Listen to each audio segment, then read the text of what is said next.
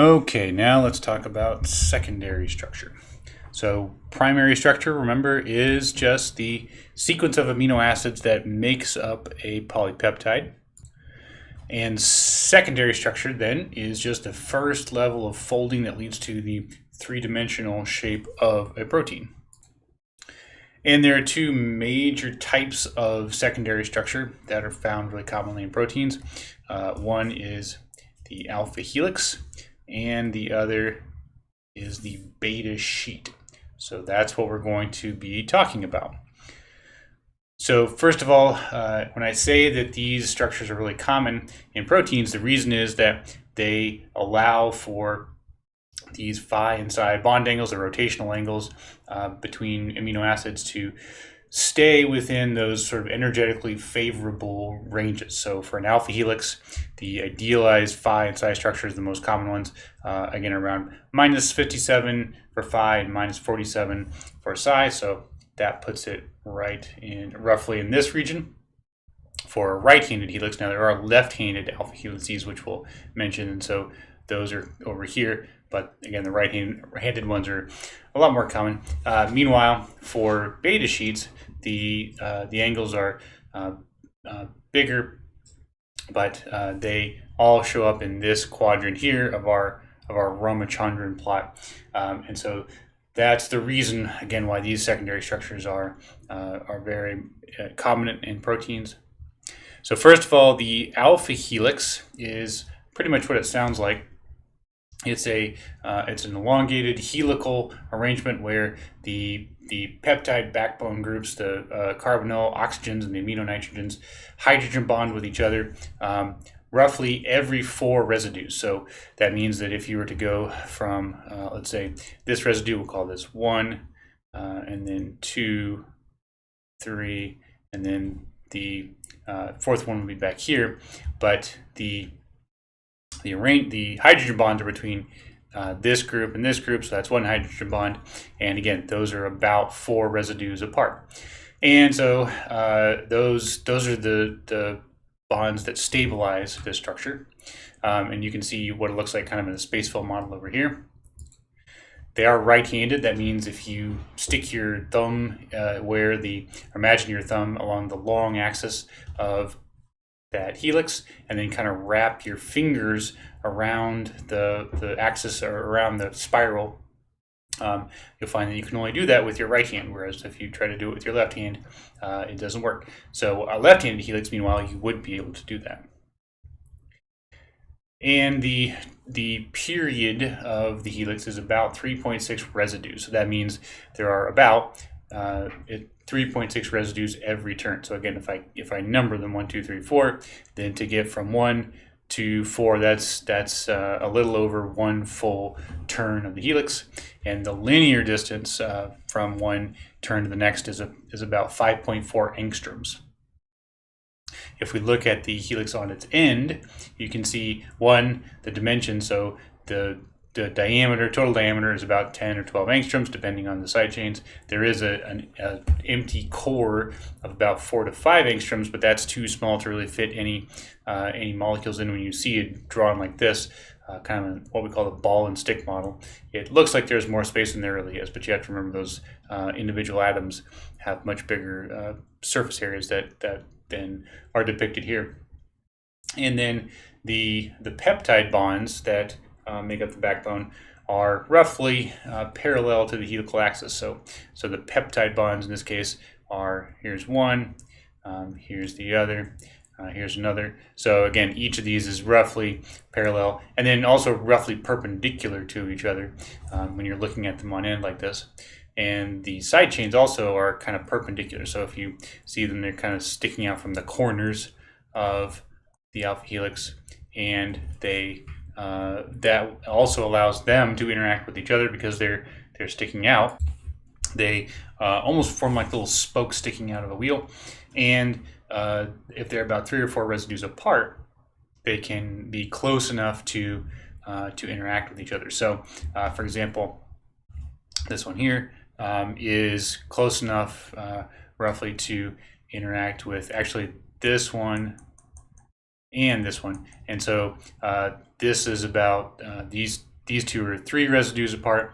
This one and this one are 4 residues apart, and so that's what we mean by that. So it's how they're able to interact. Now that does mean that the nature of the side chains does matter. So the thing that really stabilizes this structure is those hydrogen bonds along the backbone.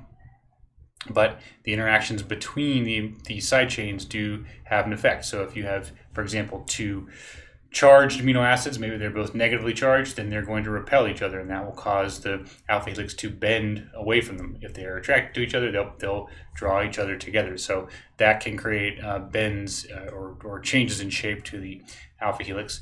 Some residues are more common than others, so small hydrophobic residues that don't really interact with each other are great for an alpha helix. Whereas some like proline and glycine almost never form helices. Glycine is so small that it actually is too easy for the alpha helix to take on different conformations, so that it just is not able to keep that shape. Proline, meanwhile, because the proline side chain loops back around to the amino group, it creates some awkward bond angles that make it hard to form an alpha helix. And you can see for each amino acid kind of how much energy it takes for them to form an alpha helix structure.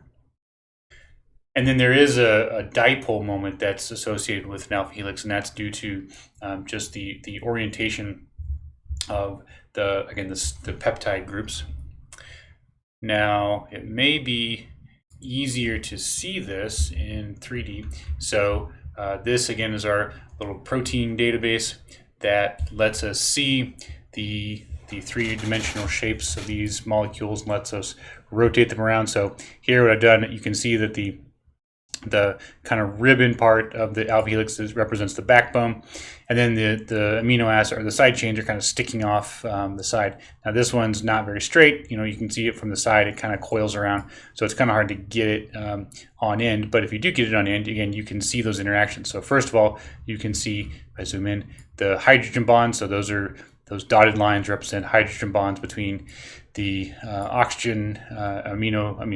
carbonyl oxygens and the amino nitrogen groups. Again, roughly every 4 residues.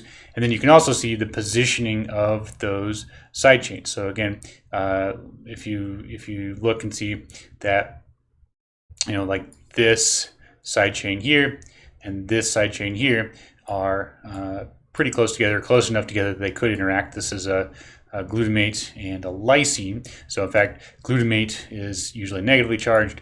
Lysine is often positively charged. So these might actually have an attraction toward each other. And again, they are 1, 2, 3, 4 residues apart. There's 2 residues between them. So there are 3 residues apart. So again, that's typical of an alpha helix.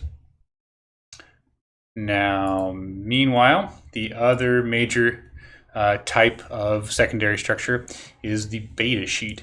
So a beta sheet is made of these strands called beta strands, and a beta strand is simply a region of a polypeptide where the peptide groups kind of form this zigzag or pleated arrangement. And remember that each peptide group is roughly forms a planar rectangle, and so if those rectangles again form this kind of zigzag arrangement, then we call them a peptide. We call them a beta sheet. You can see that the side chains from the strand are oriented both above and below the sheet, and that they alternate.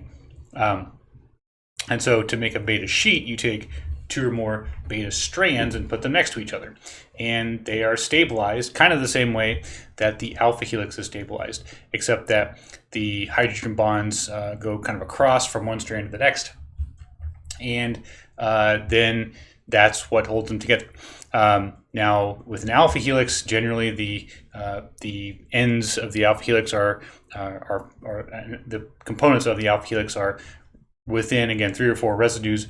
With beta sheet, you can hypothetically have 2 strands of beta sheet that are distant from each other on the protein, and may even be on different proteins altogether.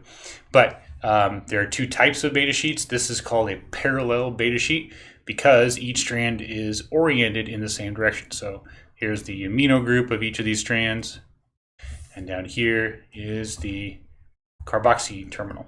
So they're all pointing the same direction, which means, of course, that for them to be part of the same polypeptide, they have to loop around. So again, if this is, let's say this is the direction they go, so if this is the carboxy terminal of this end, there must be a whole part of the protein that loops around and comes to this, and then same thing here. So there must be part of the peptide that loops around like that.